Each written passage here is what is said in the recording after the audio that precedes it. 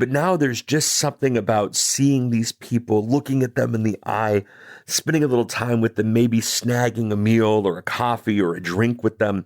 One drink. If you need to make the virtual physical, an event like this might be exactly why you want to do it.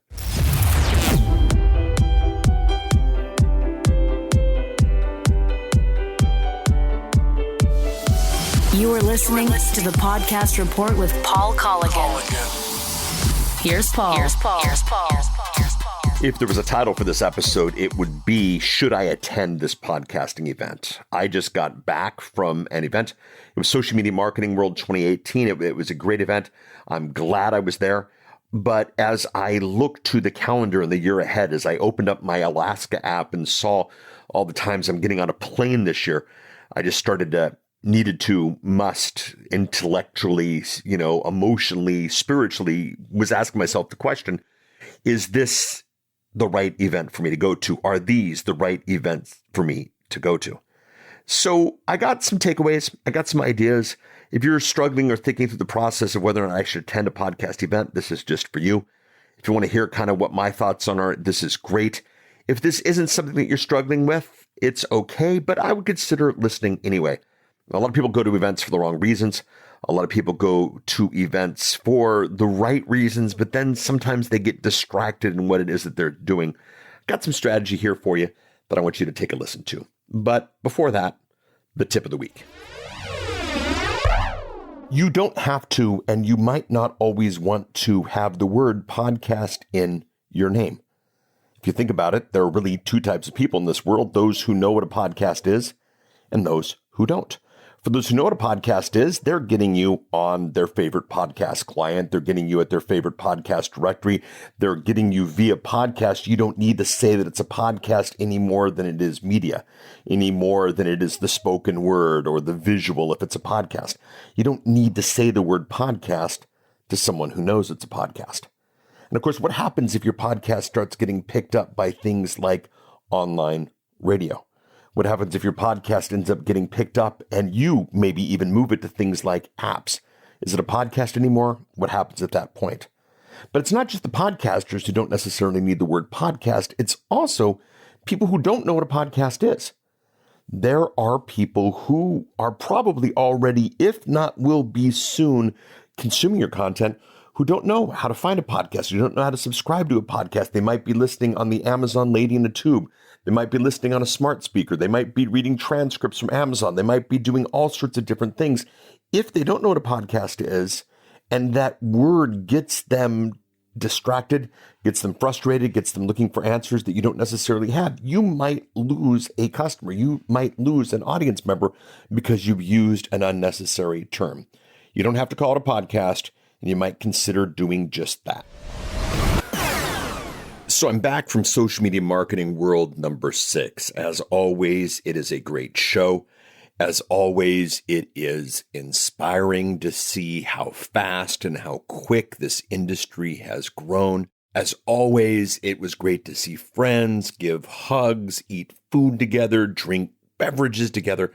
As always, San Diego was a tremendous time. But it has me thinking, how many more events do I have left? How many more events should I be attending and going to? And at the same time, is events the best strategy for everyone? Mike Stelzner shared his goals to get the event to 10,000. Not a bad idea. I think Mike will do it. But which 10,000? Who is in that list? I wanted to share today just general thoughts on attending podcasting events. I met the guys from Ecamm Networks. I've always been a fan of the software. I've always been impressed with what they've got. I'm going to be doing some things with the Ecamm Live. And to get there and to realize there were just 3 of them was absolutely fantastic. It is an honor and a privilege to be in an industry where people so small and people so thin can make such an impact. Thank you, guys. So, events. Podcasting events. Should I attend this one? General thoughts.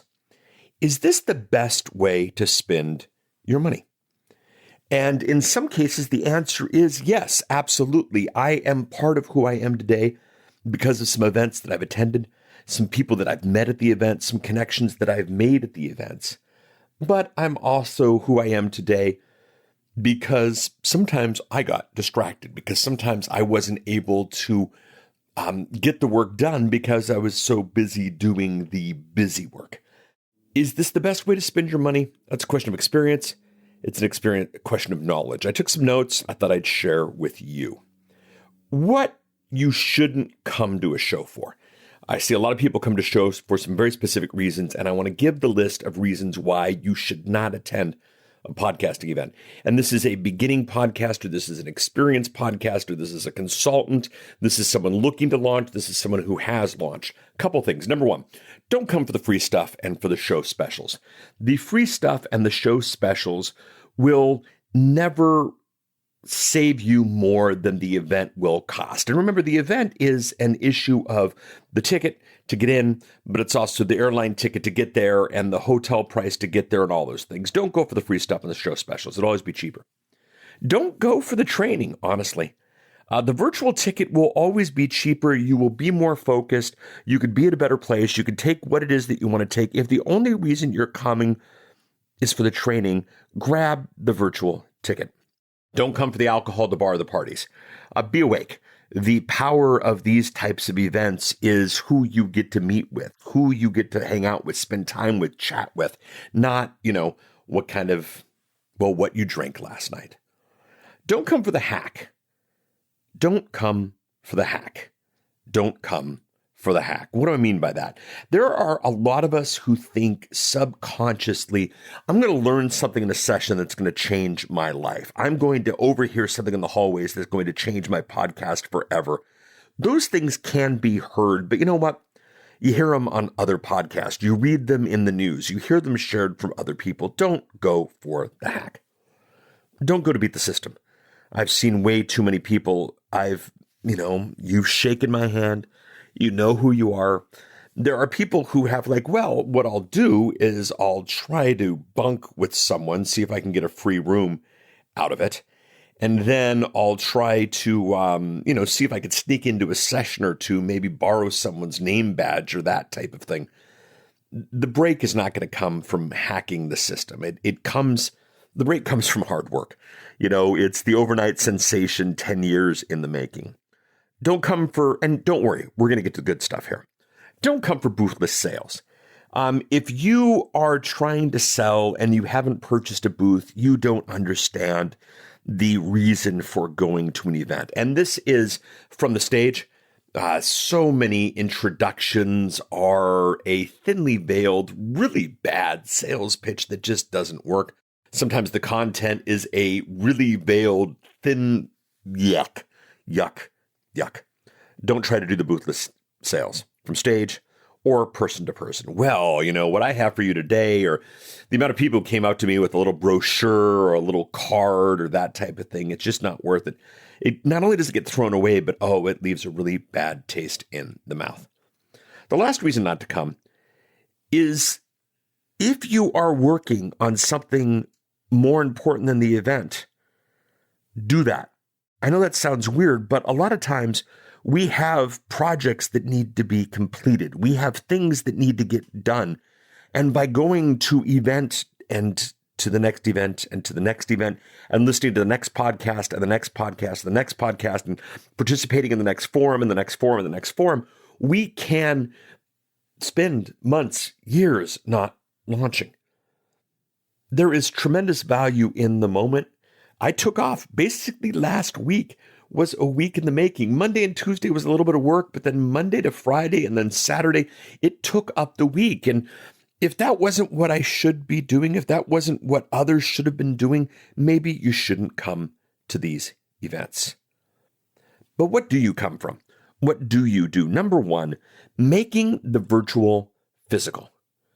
So you're looking to do real business with your podcast and you have the theory, you have the idea, you've listened to the shows, you've made the notes, you've taken the first steps, but now there's just something about seeing these people, looking at them in the eye, spending a little time with them, maybe snagging a meal or a coffee or a drink with them, one drink. If you need to make the virtual, physical, an event like this might be exactly why you want to do it. Another thing is strategic connections. Sometimes just showing up has tremendous value. Me tweeting a response, me putting something on Facebook, me leaving a note to one of your podcasts will never be the same as me coming up, shaking you in the hand, looking you in the eye, telling you about the impact that you've made. There are times when the virtual becomes physical, and then we're able to do more with it. We're able to answer more questions with it. Not everyone can wrap their minds around this. Not everyone should wrap their minds around this in the virtual. Sometimes it needs to be physical to do that. Strategic connections. Showing up has value. Needed encouragement. Being with peers. If you are at a point to where you need the encouragement that you're not getting anywhere else, an event might be the exact place to do it. Watching others who are doing the same thing as you, watching others who are succeeding, watching others who went through the journey. Sometimes needed encouragement is exactly what you get at an event. And what's neat is sometimes the encouragement comes from the person on stage with all the success. Sometimes the encouragement comes to the person next to you, the person you met at breakfast, the person you shared the Uber with. Sometimes needed encouragement. Ethical lead generation. Ethical lead generation is very different from the booth-less sales that I chatted about earlier. Sometimes speaking gets you a lead. Now, sometimes it's part of the presentation. Be careful. But sometimes afterwards, the lead comes because you made the presentation, not as a result of the presentation. And that's a really careful line that you want to draw. Don't forget about the replay. If you have integrated follow-up opportunities into what it is that you're doing, there might be 20, 30 people in the room, but there might be 400, 500, 600 people who listen to the replay. Make it ethical lead generation. Make it an issue of service. Make it an issue of part of who you are, and make it an issue of part of how it is that you want to play. You know, if you give so much content that you are just limited by the confines of the event, and you give someone the opportunity to grab more, that's great. If the unlocking of the puzzle, if the completion of the process happens with lead generation, it's not the same. Don't be sleazy. If you feel weird doing it, don't do it. And the last reason to go, and I think this might be one of the most important, I don't know if I necessarily have the words for this correct, but sometimes you need time to focus only on that topic. A lot of people, the podcast is, oh crap, it's Tuesday morning, I got to get an episode out. Oh crap, it's the end of the quarter, I've got to get a season out. You know, oh my goodness, is it time again? Do I have to do this again? I pushed it off enough weeks. Podcasting becomes a secondary thought. And if you can go to a podcast event, or you can go to a video event, or you can go to a social marketing event, and you can throw yourself entirely into the topic and get the things done that you needed to get done, so that when you get back, you can focus on the other things that matter. Sometimes focus is a really good thing, and sometimes an event could do that. So come to the event to make it the virtual physical. Come to the event to make strategic connections. Come to the event if you really need the encouragement, you're not getting it elsewhere. Come to the event for ethical lead generation, and come to the event if you need time and focus only on a topic. Don't come if you're looking for free stuff, if you're looking just for the training and don't intend on chatting with anyone. Don't come for the alcohol. Don't come for the hack. Don't come for the break. Don't come for sleazy booth-less sales, and don't come for an excuse to not get the job done. My journey. I travel a lot. Less than some people in the industry do, but I travel more than I want to travel. I've done a pretty good job of being strategic about my travel. My joke is that, I only go west of the Mississippi. To jump on a plane from Portland to Santa Barbara is 2.5 hours. Alaska's got 3 flights a day. I know a good amount of the flight attendants by name. Jumping there is so much easier than jumping over to New York or heading down to Texas or doing something in Florida. But I travel a lot. And every mile is, every day away is a day away from my family. Every week gone is a week away from my business. I travel a lot. One of my clients is Dan Sullivan and Joe Polish with the 10X Talk podcast. If you haven't seen the 10X Talk podcast, take a look at 10xtalk.com. Get that. There's an episode, and I will put it in the show notes at thepodcastreport.com/143 of a tool called the impact filter. And this impact filter tool is a way for you to consider really intelligently the pros and cons of an event. At the end of the event, I got together with an associate and we were chatting about the impact filter, and I realized that I have not been filling out impact filters on the events that I've attended. Now, social media marketing world was definitely worth it for me. And I'm not saying that any event isn't worth it. This is not a complaint, but I got to sit down and I need to consider where this event fits in the grand scheme of things, where this time is worth taking away from my business, from my family, from the other things that I'm doing. The impact filter, 10X Talk, I'll link to that in the show notes. And then I'll be honest with you. I have gone to events. I have gotten on planes. I have attended sessions. I have gone to parties because I'm distracting myself from the work to be done. Distraction is part of the entrepreneurial world. Sometimes finding something else to do other than what needs to be done is there. We see this happen with podcasters a lot. A lot of podcasters really obsessed with reviews. Oh, what is it that the Russians said about me? Doesn't matter. We got some of us really obsessed about microphones. I've chatted about that more and more. There are the ones who spend all day about codecs. If you know what one is, stop worrying about it. If you don't know what it is, don't worry about it at all. Which directories to be in, which platforms to be in, which podcatchers to be in. If I am distracting myself from the work to be done, I need to stop doing that. I've actually joined Strategic Coach this year. This isn't a pitch. This is just a statement. And, I'm getting to a point where I'm focusing very clearly on what it is that I need to be doing. And maybe that's the reason for this whole episode. Who knows?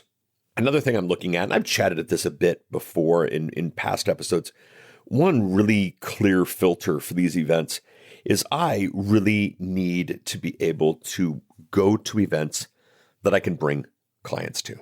Now, social media marketing world was definitely an event that I could bring a client to, and I actually brought a client to this event. But not all the events that I've attended are the type of thing I could bring a client to. Now, that's me.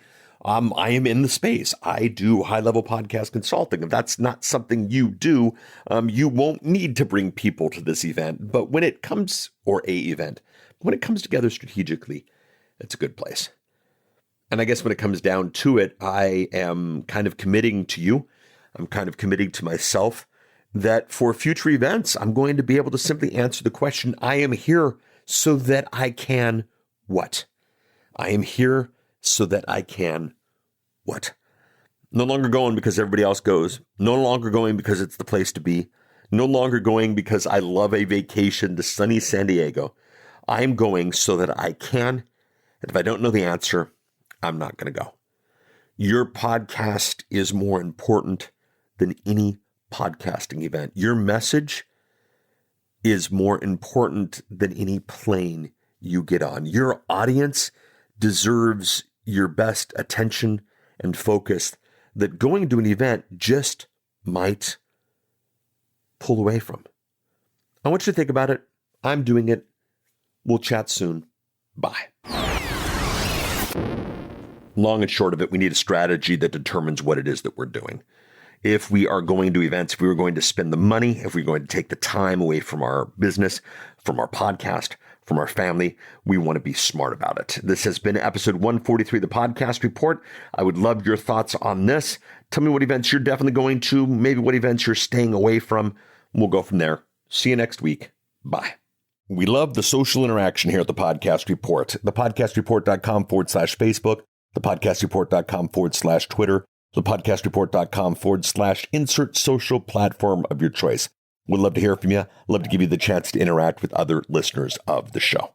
Another thing we'd love to have you do is simply subscribe to the show. If you know what that means, great. Head out to the podcatcher of your choice and subscribe to the show. If you don't know what that means, basically all the big programs, iTunes, Google, Stitcher, all of these platforms give you the ability to subscribe to the show like you'd subscribe to a magazine or a newspaper.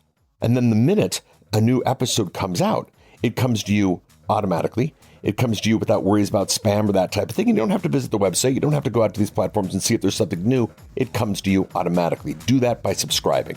thepodcastreport.com/iTunes, thepodcastreport.com/TuneIn, thepodcastreport.com/Stitcher. You get the idea. Finally, last but not least, we do have an email address. It's thepodcastreport@outlook.com. We'd love to hear from you. Chat with you next week. Bye.